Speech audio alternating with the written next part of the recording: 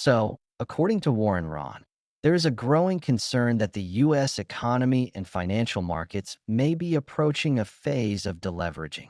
This is not necessarily a prediction of an imminent crash, but rather an observation that multiple underlying factors are beginning to align in a way that could increase systemic risk. For investors, especially those with long-term retirement accounts such as 401(k)s, this development may be particularly relevant. At the center of this discussion lies the private credit market, a segment of the financial system that has expanded dramatically over the past decade. In its simplest form, private credit refers to loans made not by traditional banks, but by private institutions to companies, real estate developers, and infrastructure projects.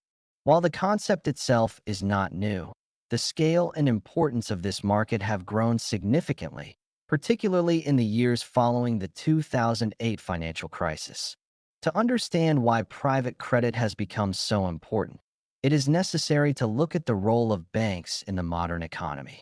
Banks have historically been the primary source of credit, but after the global financial crisis, they became subject to stricter regulations.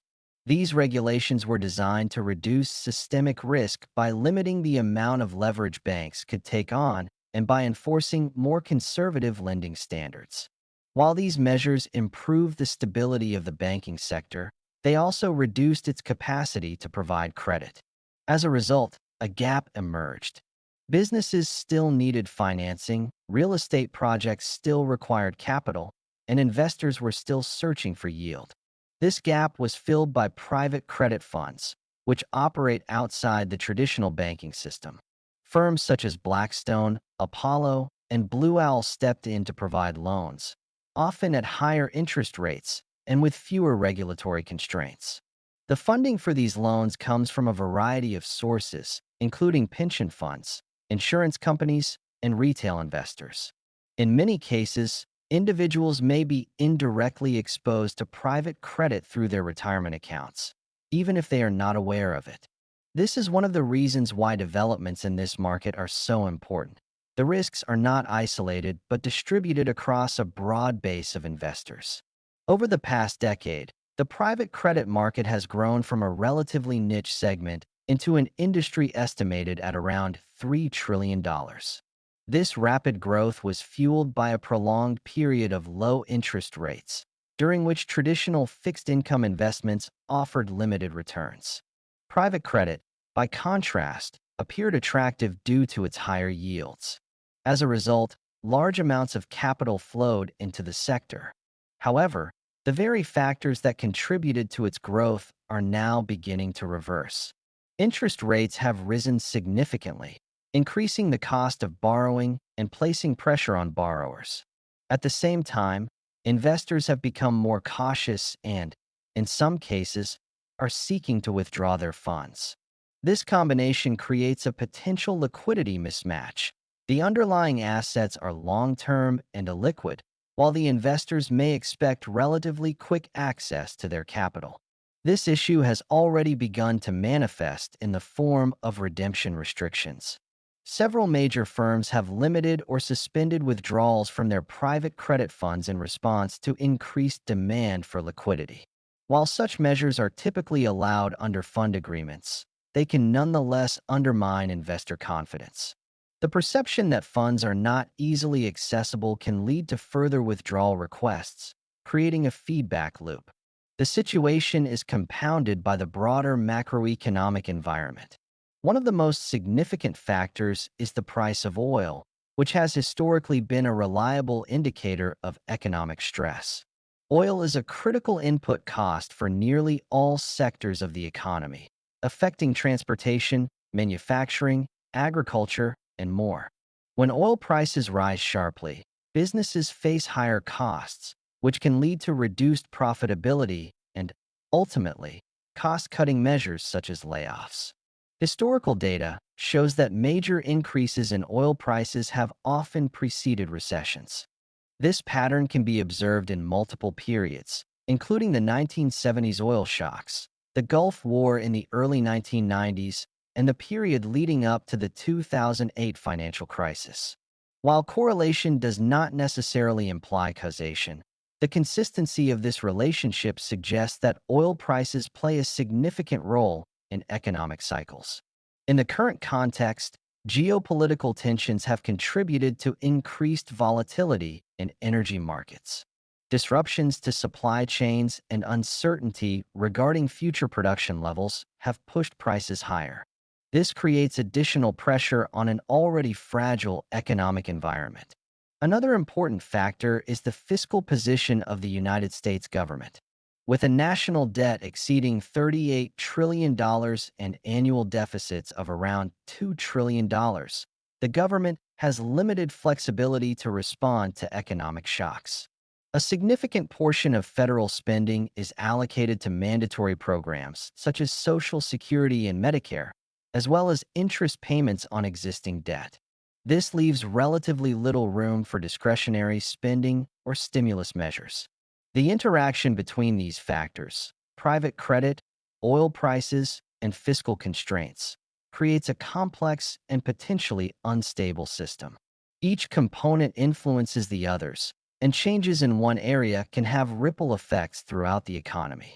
For example, rising oil prices can lead to higher inflation, which may limit the Federal Reserve's ability to lower interest rates. At the same time, higher rates can increase the burden on borrowers, particularly those with floating rate debt. The labor market adds another layer of complexity. While employment levels remain relatively strong by historical standards, there are signs of weakening. Job losses in certain sectors, particularly those related to technology and finance, may indicate a shift in economic conditions. Additionally, advancements in artificial intelligence and automation could lead to structural changes in the labor market over time. It is important to note that economic downturns are rarely caused by a single factor.